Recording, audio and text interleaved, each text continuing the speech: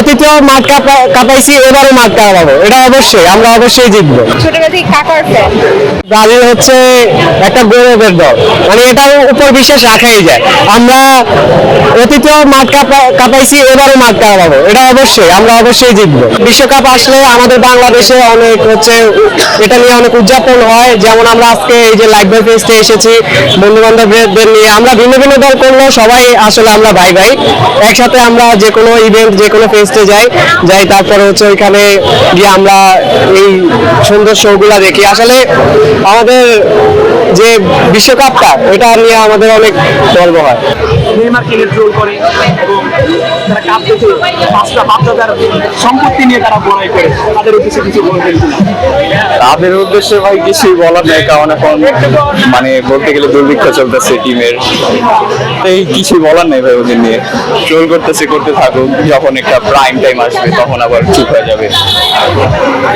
ভাই টিমের তো খুব খারাপ অবস্থা ছিল, কিন্তু বর্তমানে দেখতেছি যে একটু ভালো হইতাছে। এখন দেখা যাক বিশ্বকাপে কি করে।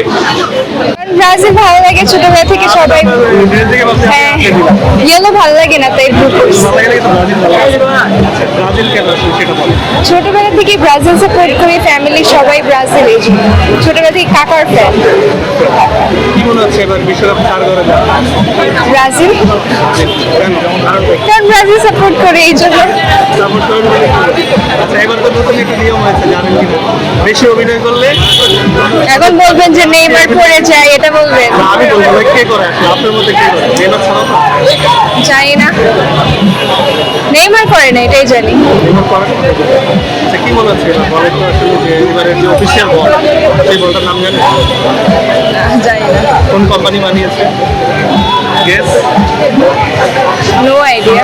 নিফটি ফার্স্টের সাথে ট্রেড করুন যে কোনো জায়গা থেকে। ক্যাম্পাসে ক্লাসের ফাঁকে, ঢাকায় জ্যামে বসে কিংবা ঘরে বসে, ট্রেডিং এখন হাতের মুঠোয়। তাই ট্রেড করুন যখন খুশি, যেখানে খুশি।